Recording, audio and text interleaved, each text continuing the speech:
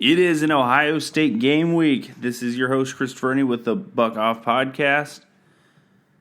We're going to get into a lot of questions today. I think this is one where there's just some final questions coming out of camp that we need to answer. I'm going to go through quite a bunch of them. That's going to be the main proponent of the show. We don't have any X's and O's to go through this week. Next week, we're going to have a lot to break down after the Nebraska game, hopefully.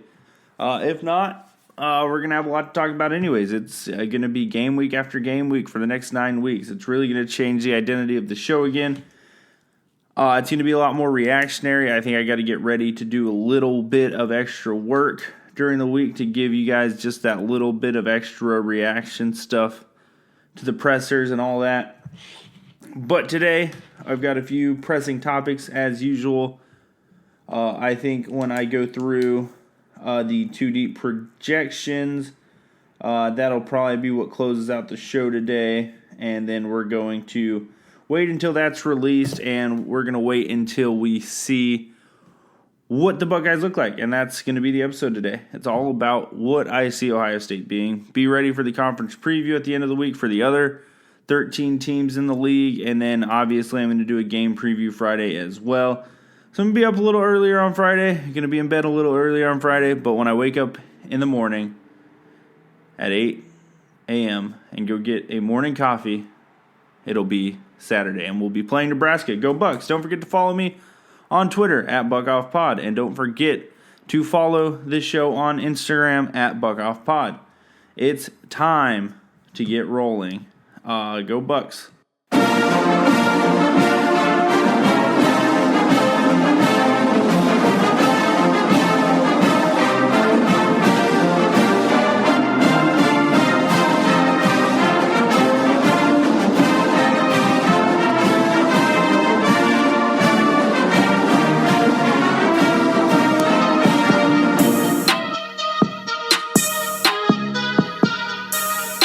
The Buck Off Podcast.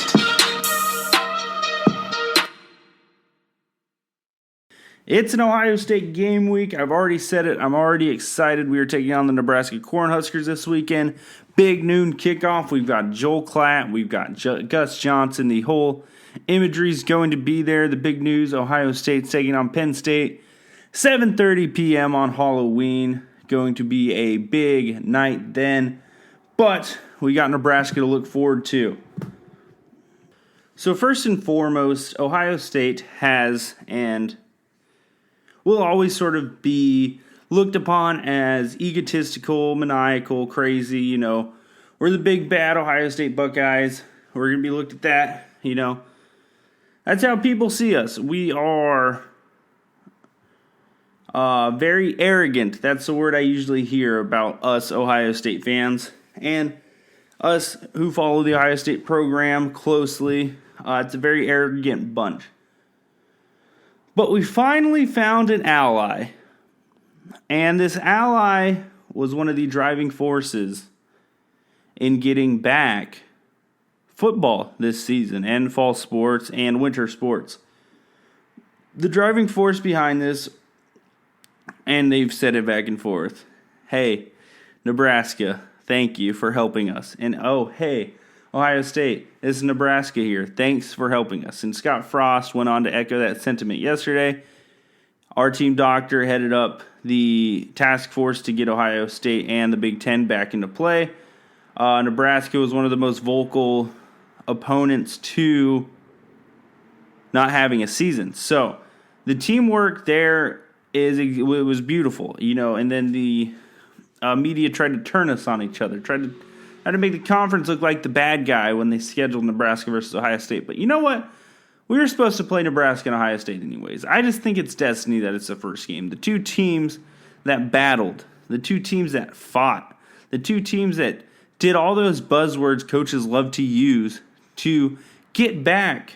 They took on adversity. They didn't take no for an answer. They went after it, and they got football back. And that was the biggest question of the offseason.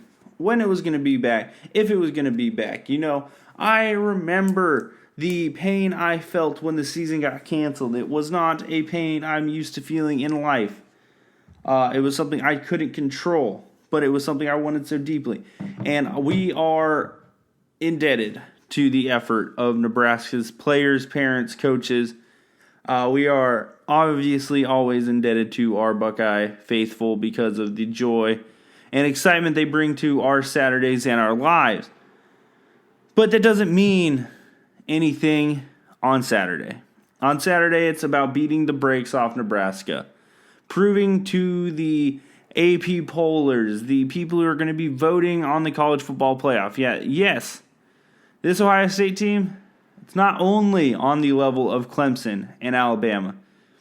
It is 3 steps better. They're gonna use our extended off season against us. They're gonna be like, well, we started sooner. We had less time to work. That was a choice they made. It wasn't a choice we made. We've had games get canceled. You guys waited a little. You guys had a better sort of strategy to go into the season. It seems like the reactionary Southerners got what was coming to them. Okay? That's sort of what I'm projecting right now. I think when you really dive into what got Ohio State football back, it was a lot of heart, desire, determination, and a lot of legwork on the sides we didn't see of people working really hard to really put something forward that can change it. I have never heard Kevin Warren speak to this day. And not to bring up old wounds, but the fact that I have never heard his voice or couldn't tell you what he sounded like when you had 36 days of the most important conference in the world of sports in college, and you go and you don't speak. You've got 14 academic institutions. None of them are in agreement. Some want to play now. Some want to give it a few more weeks. Some don't want to play at all because they know they're going to go 0-10, and it's just going to run a risk for the university and make it look bad. Rutgers, I'm talking to you. But at the end of the day, the one thing that is talked about, and we're never going to be the people in a conference who are like, yes, go other team in this conference. I'll pick and choose. I like some players on other teams. I think that's natural. But I'm never going to root for Penn State because it's going to make the Big Ten look good. I'm never, ever going to root for that team up north because it makes the Big Ten look good. I loved every second of Alabama just throttling them. It's just the way it is. But I think this year it's a little different. I think this year I am going to pull for our conference foes, and once it gets to bowl season, I think it's more important now than ever. I think this is a year, as weird as it is, where we can really reestablish precedent. And that is sort of the idea and the motion I'm taking forward into this season.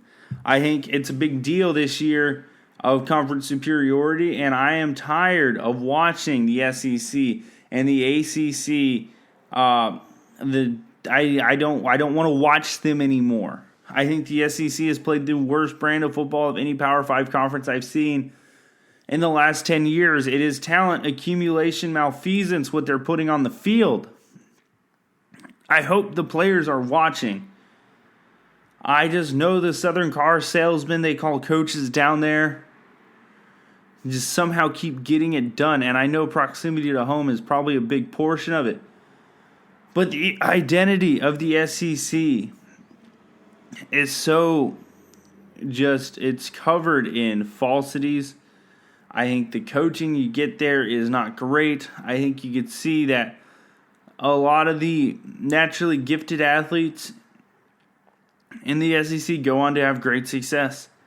But when you look at the guys who are in the middle of the pack, the guys who actually need to develop, they rarely ever move on to the next level. And that's because development doesn't happen there. Development happens in the Big Ten, in the Pac-12, in the ACC at times. I don't know what the Big 12's doing right now. So, we're not even going to bring them up. But it's been a wild ride. And there's been a lot of thoughts, a lot of things on my brain as we go through this season.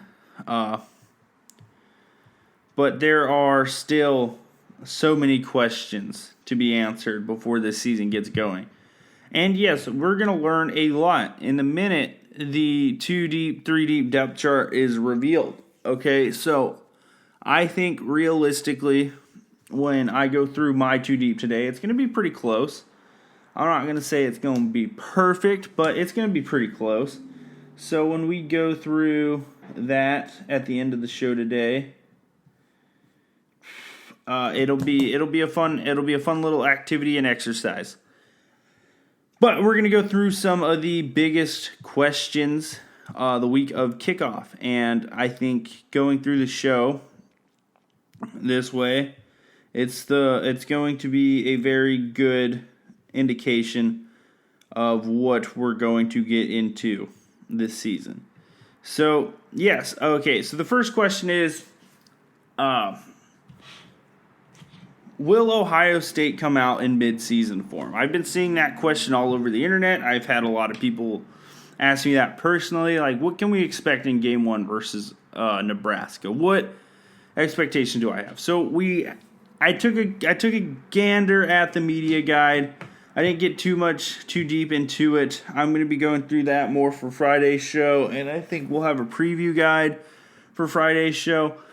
But when you look at the Ohio State Buckeyes, we have 10 returning starters, 6 offense, 4 defense, and, most teams that would seriously, heavily wound. I think Ohio State, there's a chance we get better.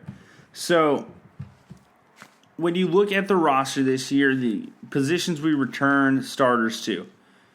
Receiver, we had a starter that's returning. I didn't know Olave only had 6 starts, but he did, and he was our leading receiver. So then we have Justin Fields.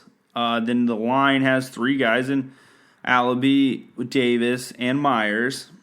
So, at some key important positions, we have some returning starters. But really, when you look at it, we have so many guys on the offensive side of the ball who have played legitimate snaps, had a lot of play time. It's not like Trey Sermon isn't a Division I football player who had starts at another school. Master Teague was a third-team All-Big Ten running back last year. So it's not like those positions are going to take that far of a step back. I mean, J.K. Dobbins had one of the most legendary years we've seen. But I don't think when you look at the 2 running backs we have, that 2,000 yards, 2,500 yards combined is out of the picture. With the offensive line talent we have, if Harry Miller and whoever ends up starting at right tackle is as good as advertised, I think the line's going to miss a very small amount of steps in that first game. I think the offensive side of the ball is the least of our worries right now. The defensive side of the ball, on the other hand, there is some big question marks.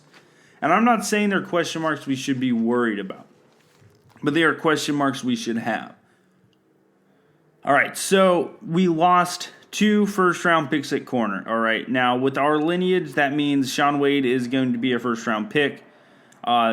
If Sevyn Banks or Cam Brown end up starting are as good as we're projecting them to be, which obviously we're projecting them to be future first-round picks, then realistically there is a chance that there is no step back there. But we also lost our safety net in Jordan Fuller. So I was surprised, as many of you were, to see Marcus Hooker's name being thrown around the news last week as the potential starter at safety. Maybe we are going to go with the nickel corner a little less this year and go with 2 safeties. I don't know if that's what Coombs would want to do. But Marcus Hooker as a traditional free safety and Josh Proctor as a strong safety nickel hybrid type deal wouldn't be the worst thing in the world, I don't think. So that could be a question that needs to be had. There's still the question about, is Marcus Williamson going to play all that much? Now that Court Williams is hurt, that injury throws a wrench into what sounded like a lot of plans. But the defensive backfield is a big question mark. I think Nebraska might struggle a little bit to challenge it, but they do have an elite receiver in Wan'Dale Robinson. So there is some big, I wouldn't say concerns, but we are going into a game, and we do have new defensive backs. So big question mark. Our defensive tackle position, we lost 2 multi-year starters, and we lost a guy who contributed a lot. Our most talented projected defensive tackle is not ready to play because of his shoulder. And when he is, we're not exactly sure what we're going to get yet. We're not going to see how many snaps he's ready to play. So right now it's Tommy Togiai and whoever else is there. We're going to have to bump someone in. It's going to be a question. It's going to provide a lot of challenges in the first game, I think. I don't think it will as the game moves on and we figure out sort of the rotation for it, but it is going to provide its set of challenges. The next one on the list is Zach Harrison, Jonathan Cooper, replacing Chase Young's superhuman ability to just wreak havoc. You know, his production that he had at school his last year was one of the most ridiculous ones in the history of the defensive side of the ball. So that is going to be a big question mark moving forward. There are spots not of worry, but we are losing talent. That is real. But we are replacing it with talent that is just as good or projected to be better. So it's kind of that give and take that we're seeing here. Will they come out in midseason form? Back to the original question. It's hard to say because we don't know what midseason form for some of these guys is yet. We will come out and we're going to play hard. There's going to be first game mistakes. It's natural when you get out into that environment first. I know it's going to feel a little bit more like practice than usual. But the thing is, when you get into a game, there is no, we messed that play up, let's run it again. It's got to be perfect, or it's got to be close enough to perfect that it makes some progress down the field, or else you're going to be off the field punting. I know not every play in football works perfectly every time, but it's got to be as close as you can to perfection to beat teams like Clemson and Alabama. So that is what we're working towards. In the first game, yes, there's going to be growing pains. Absolutely. We've got a lot of new starters. We've got a lot of young players making their debut. What else can you hear for that? You know, I just think it would be illogical to think that Ohio State's going to come out and just be perfect. I'm not in this. This is where an evaluative eye and a fan eye sort of look different. Like, yes, Nebraska is going to have talent. We could beat them by 55 points. We could win 55-21. There's obviously going to be some issues if you give up 21 points. If we have the opportunity to score 73 and we don't, there's going to be some issues on the offense that need to be fixed. So there are going to be questions coming out of this game no matter what. There are going to be weaknesses that's shown that need to be covered up as the season progresses. And that's what we're going to learn in Game 1. And that's why I'm super excited to watch. I'm extremely ready for that. I mean, we're a heavy favorite, minus 21.5, so I think Vegas is projecting us to win by quite some margin. So that's good to know. The next question I got is, how much will the limited capacity affect the team on the field? Well, I think home field advantage is very beneficial. I love the energy a stadium gives, but that isn't the true metric of how it's measured. In a game where the teams are equal, the expected points added due to home field advantage is only one either way. If you're equal, and so an equal team to Ohio State, let's say, so we're playing Clemson, all right. Home field advantage there, if we went into Death Valley, is only worth 1 point. Everything else they think is worth whatever it's worth, okay? But home field advantage is only worth 1 point either way. So it really doesn't change that much of the line. It only really affects a game of equal talent. When Ohio State is favored by 20 points, it doesn't really make that big of a difference. Will it have an effect, though? Yes. I think we all saw it with the NBA bubble. I think we've all seen it with the games up north that have had no people involved in the games. I think we've seen the difference between the games with fans. The Texas A&M game against Florida had quite a few fans. We saw the effects of it with players and coaches testing positive after, but we also need to realize that there is an energy that comes from the stadium, and when the energy's poor, it's hard for the players to really get going. I think that's just the truth. I know in games, in my experience, when we've played like teams like Miami of Ohio, they come out of the gate and struggled a little bit early. Why is that? It's because the energy in the stadium expected to blow it. And then you know what? Miami goes up 5-0, the energy gets popping because Ohio State needs us. And then we go and then we win by that many more points. So from a fan's perspective, obviously I think that home field advantage is so mightily important. Because then what would the point of fans be, So I think it'll have its effect. I think it won't affect in the way that you think. I think Ohio State's still going to be able to get up and get excited and get ready for the game. I think this takes me back to the NBA. And, you saw when the Lakers were playing how excited the benches got. They had to bring their own energy, and I think that's going to be a big part of it. I know I love parents. I think parents are the best fans in the world. But they're not known to be the loudest. You're going to have the couple parents who are loud. But, yeah, I think outside of that, I don't think it's going to affect a team like Ohio State as much as it, say, will affect a Penn State. I think we got a really good benefit there. But we could use the argument at the end of the year when we got that team up north. So, yeah, it's just what it is. It's the world we're living in. So, moving forward, which freshman am I the most interested in watching? Obviously, right directly straight to my heart, it's the receivers for sure. As a former wideout myself, I was really excited to see what Julian Fleming brought, what Jackson Smith and Jigba brought, what guys were going to play, G. Scott. Whoever was going to end up being the guys who made their way into that rotation, I was going to be interested in for sure. I think one of the biggest ones I was interested to see if he got on the field at all or anything, was Court Williams. So I read an article from Bill Landis about a week ago. He was talking about how Jameson Williams was the name that kept coming up in interviews. Well, I started looking back and wanted to see what kind of guy was like that on the defense side of the ball. A guy who hasn't really played. A guy, everyone keeps talking about. Court Williams, he lost his black stripe very early. He was making noise. Everyone was talking about how versatile he was looking.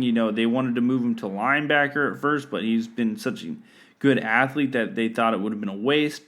He was probably going to be a pass down linebacker specialist. He was probably going to be a guy who was utilized very heavily against a team like, say, a Wisconsin that runs the ball, power I, all that old style offense,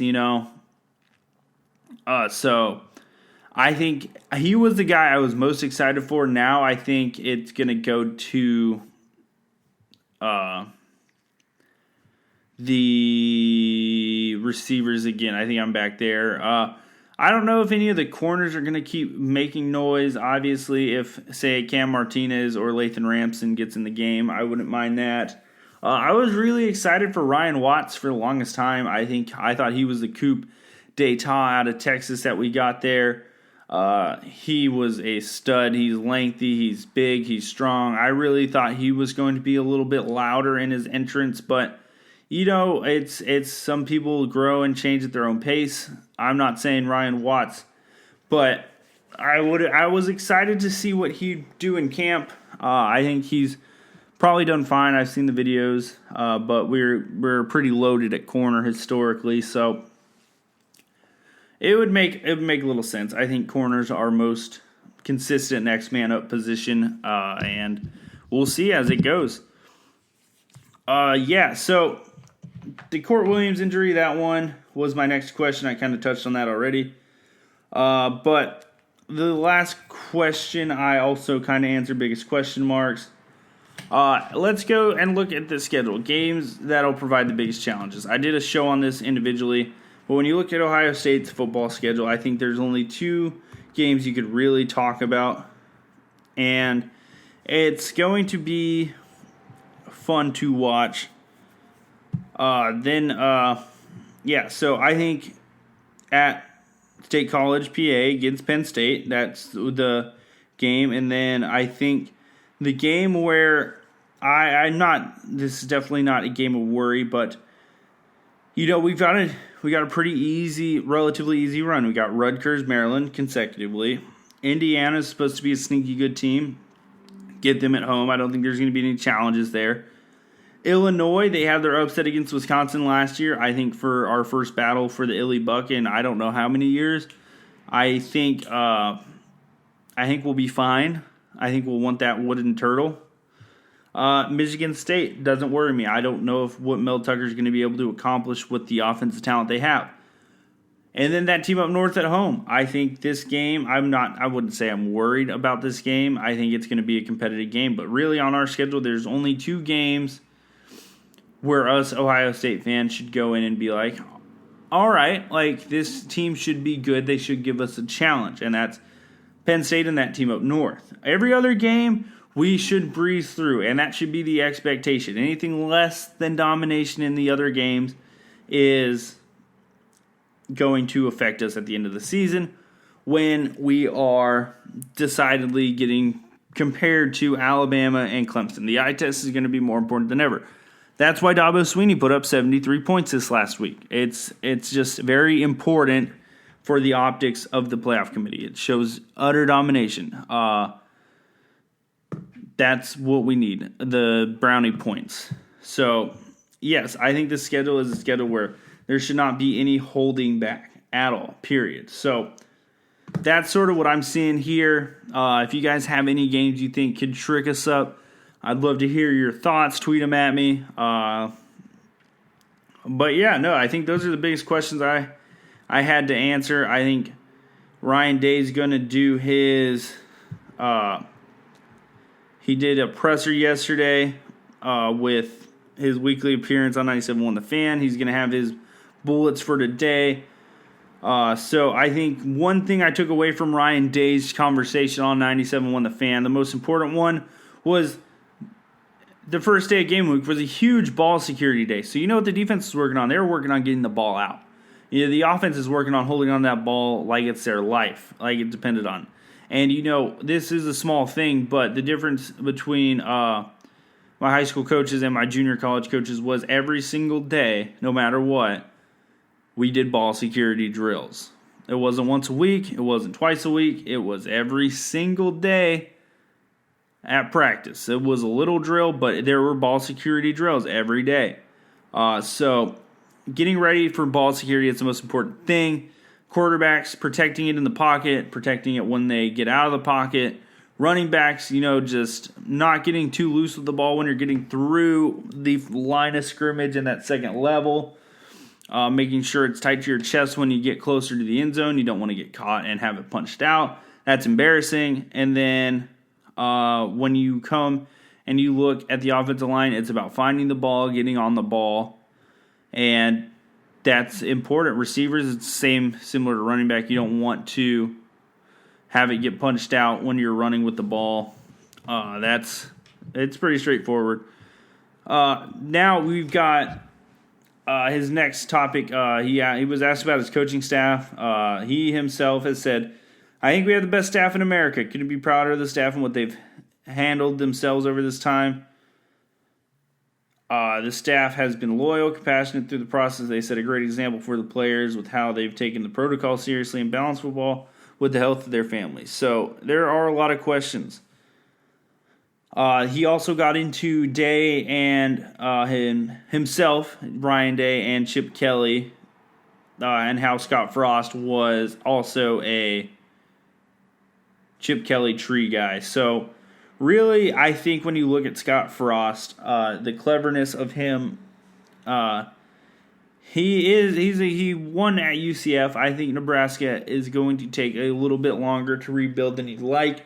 I think he needs to start getting results this year. He's going to lose all that fairy dust he had around the program.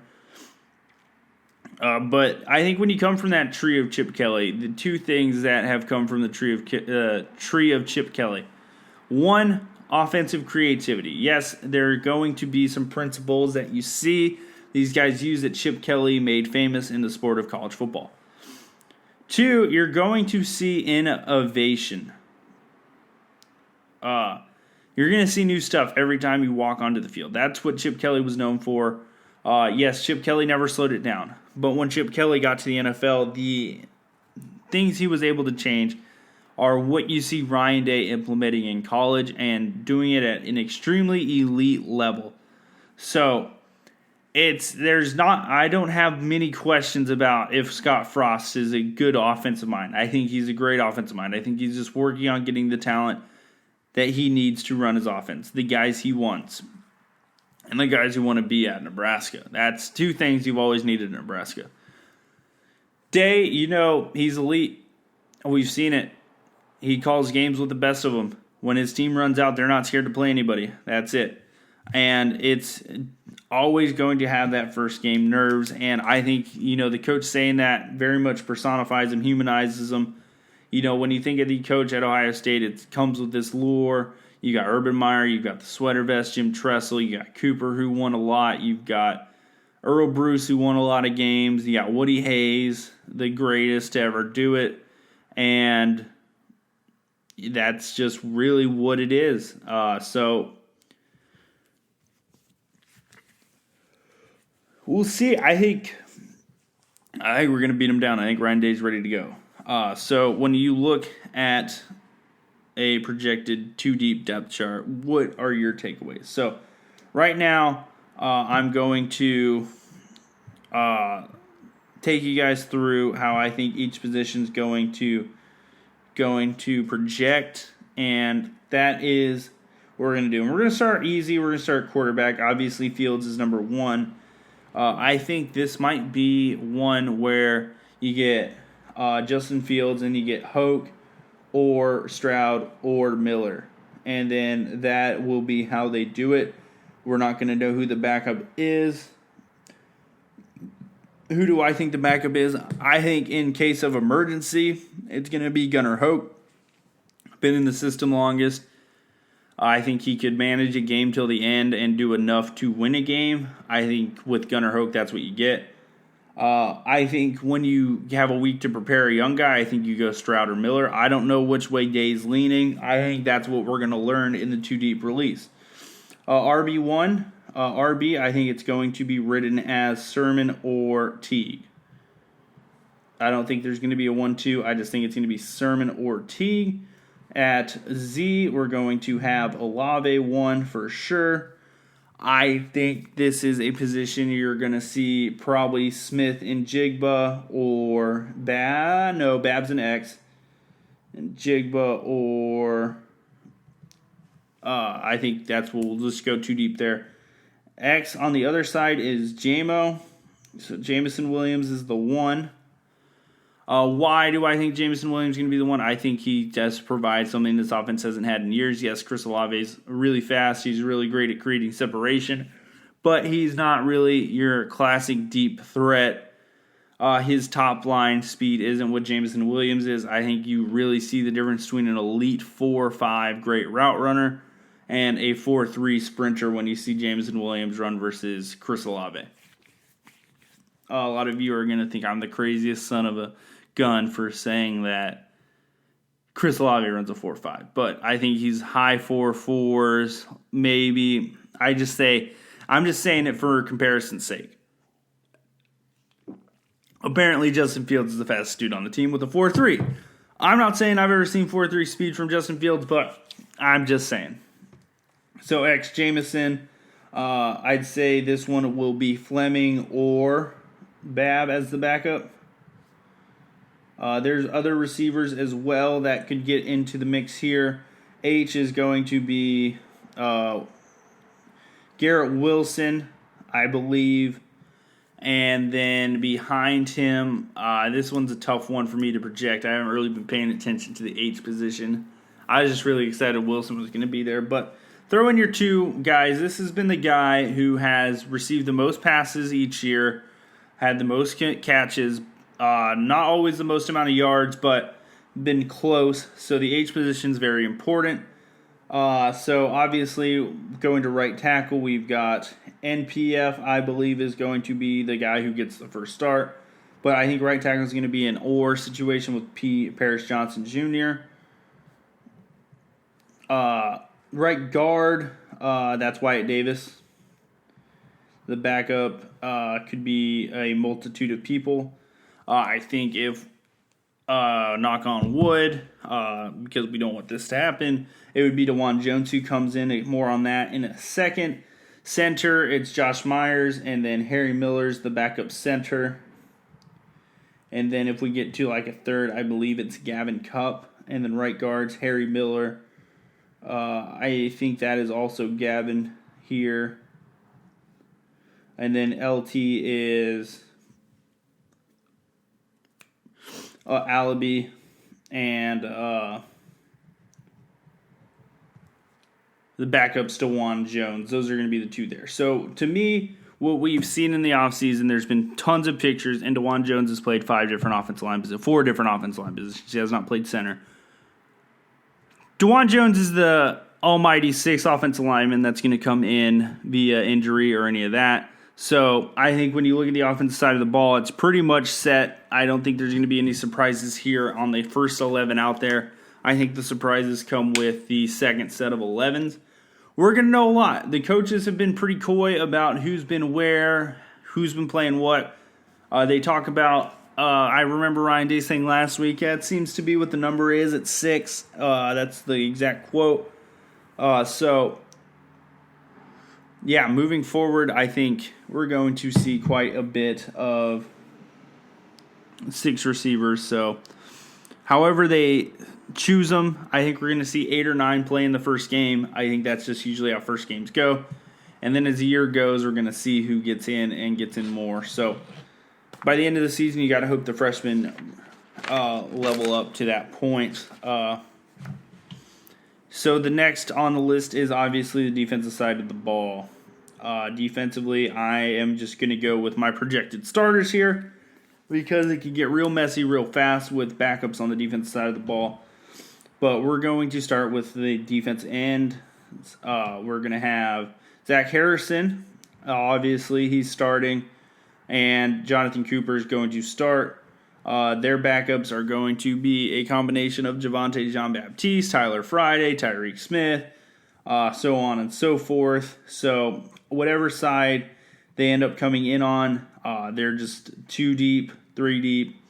They like to rotate defensive linemen, so a lot of players are going to play a lot of snaps. This is one position where snap breakdowns are very important to look at real depth and to see how much they actually trust the people behind, because you're going to see some of these players play, but it's not really the case. DT right now, this is a hard one. So we got Tommy Togiai as the main nose tackle. The 3 tech is the big question mark right now. Why? Honestly, off the top of my head, I'm having trouble thinking of the answer at 3 tech right now. I think it's Jerron Cage right now. Jaden McKenzie's also a 3 tech possibility. So there's some questions there. Teron Vincent was a guy who was able to play that. He was still more traditional. He's for sure a traditional 3 tech. So when he's back, we're going to have an elite recruit level for one of those positions. Then you go back to the linebackers. We're going to start at Sam. That's going to be Werner. And possibly... Oh, no, Sam is now... Apologies, I keep mixing them up. Baron Browning is the Sam. So is Hilliard. So those are going to be the 2 play there. The Mike is going to be Borland and Mitchell. I think that's going to be a pretty exclusive pairing there. I think they're going to rotate about 50-50. Then you got the Will. That's Werner now. And the backup, you're going to have... Could never remember which one's which, but Dallas Gant, I think, is the Sam backup, the 3rd Sam. And then I believe Kevon Pope's the other Will. So that's how we're going to go there. I think that's how it's going to project out. This has probably been a real boring segment for you guys, but I don't care. This is more for me anyways.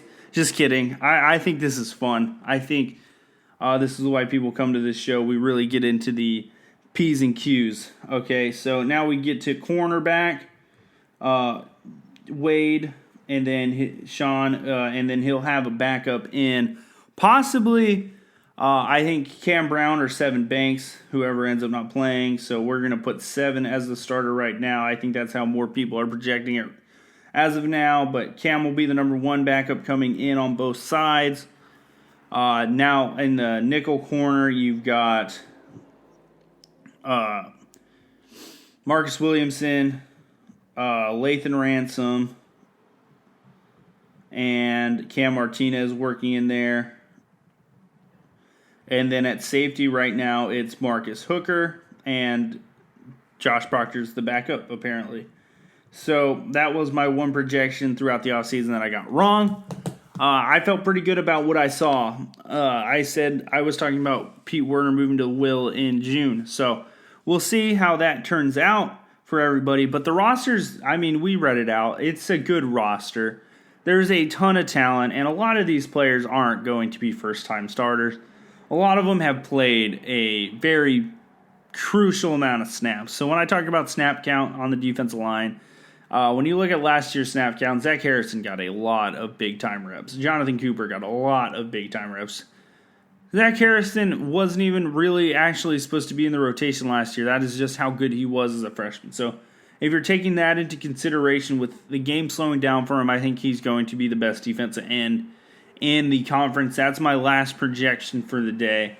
When you have more questions, send them my way. Any questions you have about Nebraska, I'm ready to answer for Friday's show, the preview. If you have any questions about any other team, send them my way.